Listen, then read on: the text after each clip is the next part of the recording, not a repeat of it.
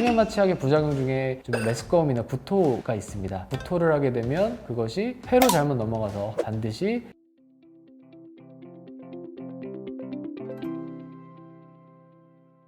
안녕하세요. 에픽 성형외과 노영준 원장입니다. 오늘은 성형외과 마취의 모든 것에 대해서 한번 알려드리도록 하겠습니다. 먼저 마취의 종류에 대해서 한번 말씀드려 보도록 하겠습니다. 마취는 크게 국소 마취, 수면 마취, 그리고 전신 마취로 나눌 수 있는데요. 먼저 국소 마취는 우리가 소위 부분 마취라고도 말하는 마취입니다. 수술을 하려면 수술하는 부위의 통증이 일단 없어야지 환자분이 편하게 수술을 진행하실 수 있는데요. 국소 부위에 대해서 저희가 리도케인이나 부피바카인 같은 카인으로 끝나는 약물을 주입해서 그 부분의 감각을 없애는 마취를 말합니다. 이때 주의하셔야 될 거는 우리가 찌르고 베고 이러한 통증 감각은 없어지지만 당기고 만지는 이런 감각들은 조금 남아있게 되는데요. 마취가 그래서 안 된 거냐고 하시는 분들도 많은데 국소 마취로 인해서는 그런 통각만 마취되는 것이 정상입니다. 두 번째는 수면 마취입니다. 수면 마취는 보통 성형외과 수술에서 가장 많이 사용되는 마취라고 보시면 되겠고요. 수술 부위는 무조건 국소 마취 혹은 부분 마취를 해야 합니다. 근데 그 과정에서 통증과 아픔이 있기 때문에 환자분들을 조금 안정시키고 통증을 경감시키는 차원에서 정맥 주사를 통해서 수면 마취약을 주입하게 됩니다. 그래서 보통 성형외과 수술에서 수면 마취약으로 조금 진정을 시켜드리고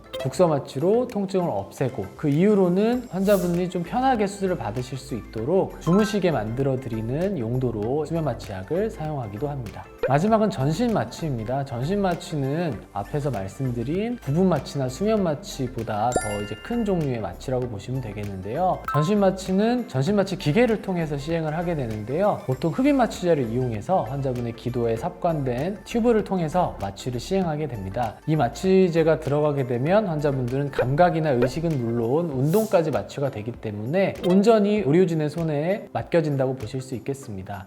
그래서 전신 마취를 할 때는 반드시 마취과 의사 선생님이 필요하십니다. 성형외과에서는 주로 어떤 마취를 사용할까요? 가장 많이 하는 마취는 아무래도 수면 마취인데요. 대부분의 눈, 코 수술 같은 경우는 전신 마취까지 갈 필요는 없습니다. 수면 마취 하에서 진행을 하게 되고 드물게 이제 국소 마취로도 시행하는 경우가 있는데 그런 경우는 굉장히 간단한 수술, 예민하지 않은 부위의 수술 같은 경우는 국소 마취로도 진행을 하실 수 있습니다. 전신 마취 같은 경우는 안면 윤곽술이라던가 가슴 성형술 그리고 조금 시간이 오래 걸리는 안면 거상술 같은 경우도 전신 마취로 시행을 하게 되고요. 가슴 수술 같은 경우는 뭐 여러 가지 이유가 있겠지만 근육 자체를 조금 이완시켜서 고형물이 들어갈 때 좀 편하게 하는 이유도 있습니다. 그래서 여러 가지 수술 방법에 따라서 마취법이 달라진다는 점 알고 계시면 좋겠습니다. 마취와 관련된 궁금증들을 몇 개 좀 모아왔는데요. 첫 번째, 마취 전에 금식은 왜 해야 하나요? 일단 이 마취 전에 금식은 부분 마취에는 해당되지는 않고요. 보통 수면 마취와 전신 마취 때 해당이 됩니다.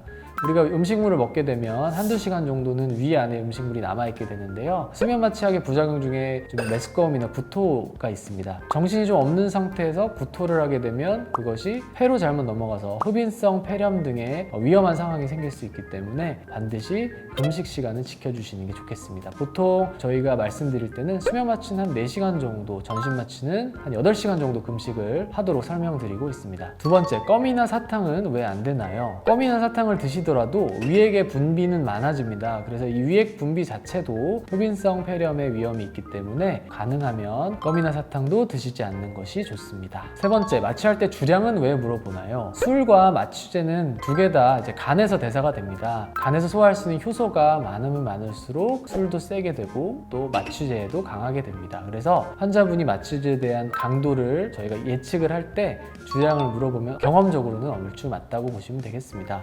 그래서 술이 세신 분들은 보통 마취의 용량도 많은 양을 투여해야 되기 때문에 오히려 끝나고 나서는 더 힘들어 하시는 분들도 많고요. 눈, 코 성형 시 국소 마취로도 가능한가요? 눈 수술 같은 경우는 단순한 비절개나 자연유착 같은 간단한 수술 같은 경우는 부분 마취로도 엄청 많이 진행을 합니다. 처음에 아픈 것만 살짝 한 5초 정도만 참아주시면 크게 불편함 없이 부분 마취로 수술이 가능하고요. 다만 앞쪽 트임이나 뒤쪽 트임 같이 좀 예민한 부위 같은 경우는 수면 마취제를 투여하려고 합니다. 코도 마찬가지로 처음에 마취약만 참아주시면 부분 마취로도 가능은 합니다. 근데 이제 굳이 그렇게 할 필요가 없어서 수면 마취약을 드리고 푹 재워드리는 경우가 더 많습니다. 5번째, 쌍꺼풀 수술을 할 때 왜 푹 재우지 않고 깨우는 건가요? 사실 푹 재우시는 선생님들도 계신데요. 저 같은 경우는 처음에 어차피 마취할 때만 아프시기 때문에 그때만 살짝 재워드리고 마취약이 저절로 분해되면서 한 10분, 15분 내로 환자분이 좀 정신이 깨시게 됩니다. 그런 경우에서 더 이상 굳이 마취약을 더 드리지는 않는데요. 그 이유는 첫 번째는 당연히 눈을 떴다가 감았다 하면서